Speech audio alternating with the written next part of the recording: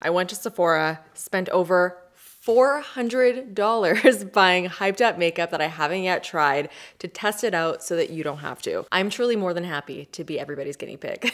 Guys, I picked up so many fun products that I'm really dying to try out. One of them I'm frankly a little bit scared of, and I'll get into the reasons why. It's the Unreal Skin Sheer Glow Tint from Charlotte Tilbury. I'm concerned, but hopefully everything will be okay. As per usual, I will be giving you my 100% raw thoughts on everything that I'm trying today. And I am gonna be doing a wear test. So I'm not just gonna be putting it on and saying goodbye. I'm gonna be putting it on, wearing it for the entire day and showing you how it wears. So I hope you guys are gonna enjoy. Let me know your thoughts in the comments. Hit the like button if you enjoy videos like these, and subscribe if you wanna see more from me. And let's get right into it. So my skin is already prepped and we are good to jump right into the makeup, and I'm first going to try out the product that I'm most scared to try. Obviously that may be dramatic. I'm not scared of a little makeup product.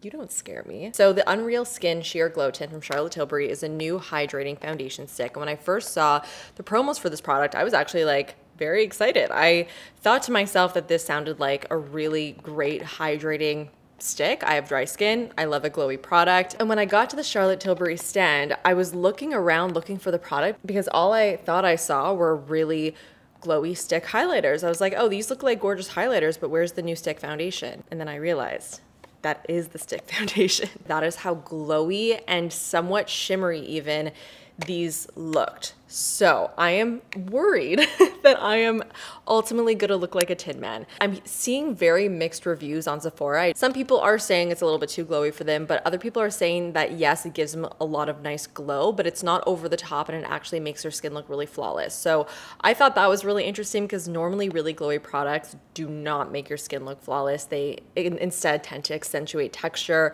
Any type of shine will tend to do that. I ended up going with the shade 6 Medium. First, let me just quickly go through the claims for this product. It says that it's a light coverage hydrating foundation stick in 20 flexible shades that glides and blends for a weightless second skin finish and glow. To apply, it says to blend it with your fingers for sheer coverage or with a brush for buildable weightless coverage. Let's do one swipe, see what that looks like. Okay. It's definitely giving highlighted. You can see right at my forehead, the reflection is crazy. I'm gonna blend it out with this Rare Beauty brush. This is, I think, one of their foundation brushes. I really love it. I really do love a foundation that has a glow, but I prefer when I'm able to control it. When I was buying this foundation, I was actually considering picking it up in a deeper shade to use it as a bronzer because I was thinking like maybe I'm not gonna wanna have this type of glow all over my face, but as a bronzer, it could be really, really beautiful. That melted into the skin seamlessly. After blending it out, it doesn't even really look like I'm wearing a foundation. Granted, my skin looks like ultra glowy, as you can see, but when I look really close to my face, I don't see the product besides the glow. And it very lightly corrected my redness, but it definitely didn't give me anything more than a light coverage. I really do like how it applied by just applying it on my face and then blending it out, but I do want to try it in a slightly different way on the other side of my face. So I'm going to take my brush, just wipe the foundation onto the brush and then pat that onto my face and just see what the difference is. Most likely not going to be a ginormous difference, but I'm just curious to see. Always nice to try out foundation in multiple ways. If you have oily skin, I'm telling you right now, do not even look at this foundation. Don't even glance its way because this is not going to be something you are going to like whatsoever. I kind of hate it, but kind of love it at the same time. I'm very confused. On one hand, I'm actually pretty shocked at how filter-like this has made my skin. That's more so something that a matte foundation or like a satin foundation typically does, but this almost erased my pores and just made everything look so smooth. But the glow is crazy. The glow is completely out of control. I'm completely reflected. Like I could stop traffic with my face. Probably one of the glowiest foundations I've ever put on my face. It's really making me feel like my gut reaction was correct, that maybe as a foundation, not the best, but as like a bronzing product, probably really, really, really nice. There is also like a tiniest bit of shimmer in here. Another reason why I wouldn't really love to put this all over my face. It's not really that noticeable, but it is there. And you guys know how I feel about shimmer all over my face. All right, I did not get a new concealer, so I'm just gonna pop on a little bit of my Say Slip Tint. Just gonna put some underneath my eyes, and then I'm just blending out the concealer with this Rephr 36 brush. This is one of my favorite concealer brushes. Speaking of Say, I got the new Dew Bronze Soft Focus Liquid Bronzer in the shade Swim. I'm a big fan of the Dew blushes, so I'm curious to see if this is going to be a similar type of formula. The Dew blushes are beautiful because they have like this somewhat thicker, moussier texture. And for a liquid blush, I find that it lasts so nicely throughout the day. It would definitely be nice to have a similar formula in a bronzer.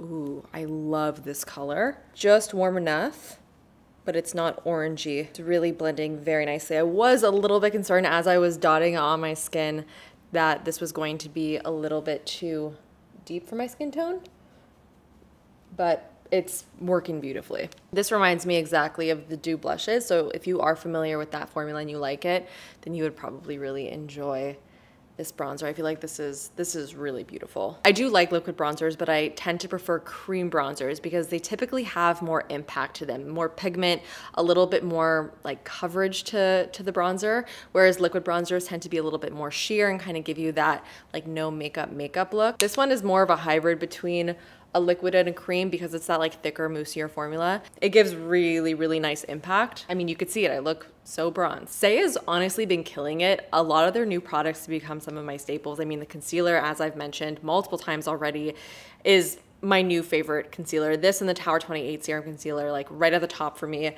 I can totally see this being one of my favorite liquid bronzers. To set my makeup, I'm going to try out this new NARS setting powder. It's called the Light Reflecting Prismatic Powder Loose in the shade Milky Way, which is a very, very light, almost like lavendery pink color, which is supposed to brighten up the skin. This is the only product that I'm using today that I did not purchase, but I got it in PR. I do really like pink powders. They do a really good job of brightening things up. I'm gonna apply this very, very lightly. I'm just gonna use a very small brush. This is a Sigma Soft Blend number 30. And I'm going to first just see if I can knock out the shine here. Nope. Still reflective.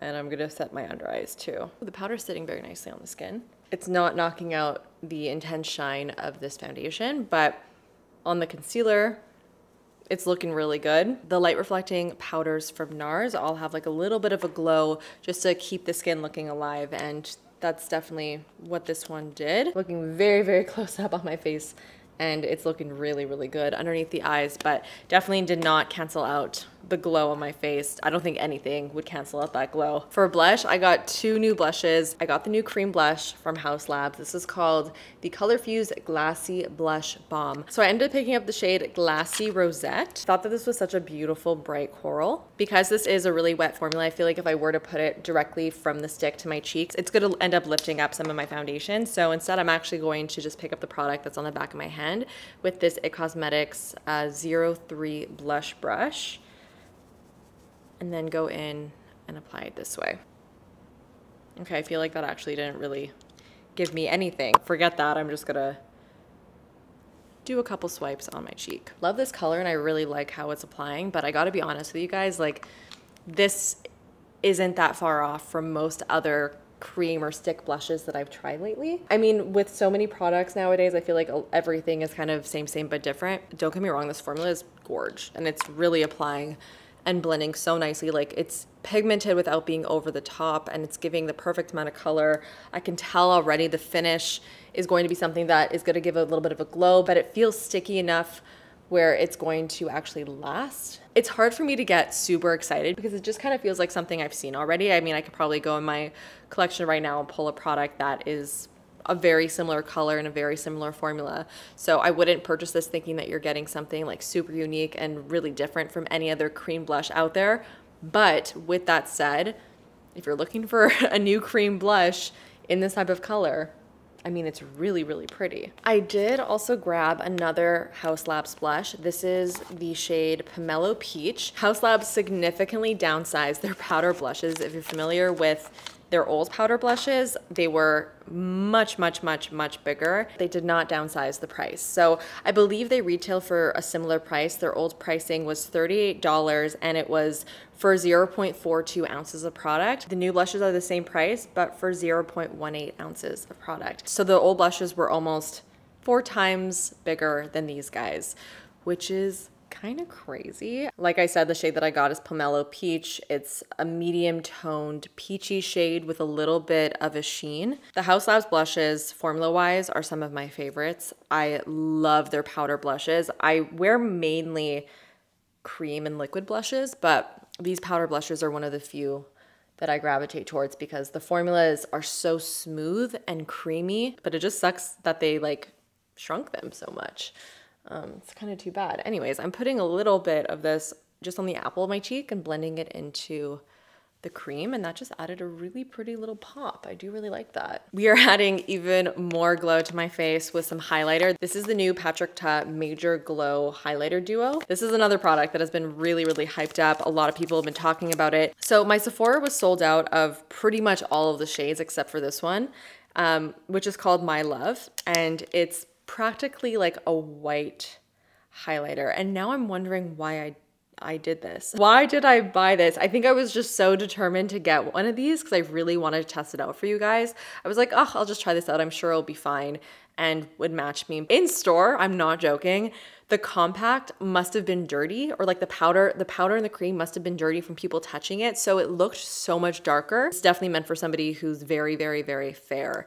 And it might be a little bit too blinding for me, but we're gonna try it out anyway. Anyways, this is a very similar concept to the Patrick Ta blush and bronzer duos. You have a powder and then a cream that complement each other perfectly. It's definitely light, but it applies in a very sheer and really looks so glossy. Oh wow, okay. I think it's actually gonna work. It's gonna look very blinding on my skin tone, but I think nice. We'll see. Cream feels very wet and balmy. Basically no color. It's pretty much just like a balmy sheer cream. So Patrick Ta recommends, if you want to use both, that you start off first with the powder and then you put the cream on top. Whereas normally, like naturally, you would do the opposite. But I remember that is how he likes to apply his bronzing products and his blush products in this formula. I'm gonna take a small fluffy brush. Let's go into the powder.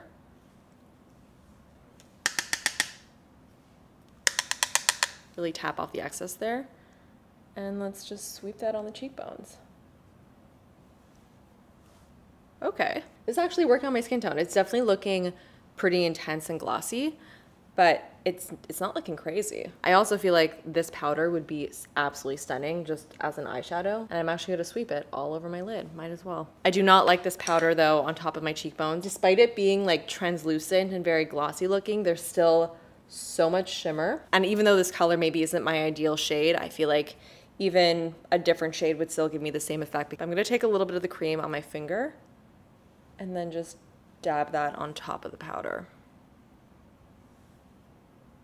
For this particular color, I would say that this is probably not the most exciting cream because it's pretty much just a translucent balm. Like there's nothing really special to it. I will say combining the two does actually calm down the visible shimmer from the powder. It almost erases it just a little bit and just keeps the glow there, which is interesting. All in all, I don't hate it, but I don't love it.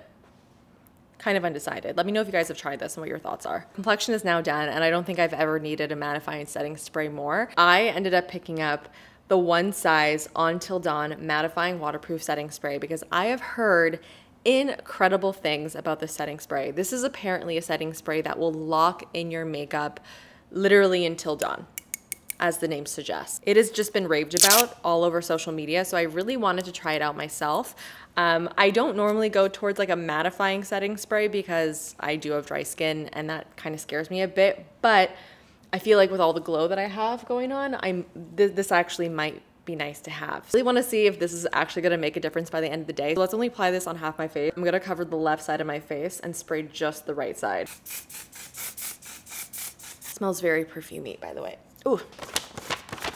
There's no immediate difference. I don't know if this is almost a placebo effect, but it does kind of feel like this side is a bit more dried down than this side. Like it feels like there's a little bit more tackiness compared to this side of my face where the spray is. So it'll be interesting to see what the results are by the end of the day. For lips, I got 2 new products that I've been dying to try. We have the new Ilia Lip Sketch hydrating crayon. And then this is the Giorgio Armani Prisma Glass High Shine Hydrating Oil Infused Lip Gloss. So this Ilia lip pencil also got me very intrigued by a couple like Instagram videos that they had posted with it. It's basically like a giant lip pencil that you use to both line your lips and fill in your lips. So it can be both a lip liner and an actual lip color. Although pretty much any lip liner can be that, but I'm assuming that this is a lot creamier than a typical lip liner. We will see. I ended up getting the shade Kiln, which is kind of like a reddish berry shade. Looks very pretty, although I didn't have many options because my Sephora was pretty much sold out of every color. That was really nice. I really liked how that applied. I pretty much just lined my lips and then rubbed them together, and I got the color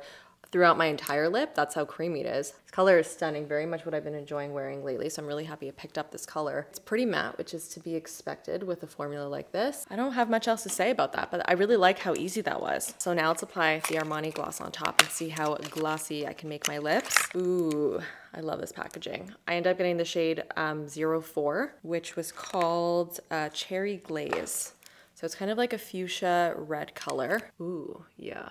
Oh, that is like a stunning combination. Oh, I love these two together. The gloss just gave it a little bit more of like a vibrant tint. It feels very, very gel-like. It's super glossy. I really don't want to take this off, but I did get another lip product that I would love to try with you guys. I've always been very curious about the Westman Atelier lipsticks, but whenever I check them out and then I see the price tag, I get a little bit turned off because they are very, very, very expensive. But when I saw this color, I really got sucked in. I was like, okay, you know what? I'm gonna get this color. We're gonna try it out on camera and see if it's worth it. It's never worth it, let's be honest, because you can always find something that's less expensive and probably just as good or very, very, very similar. But these ultra luxurious products aren't just about the product itself. It's kind of about the full experience, like the packaging. It really depends on what you want to prioritize. If you really want to treat yourself and get yourself something really special, then it could be nice to splurge on a really fancy lip product, but only if it's at least a good fancy lip product. Look at how stunning this packaging is, okay?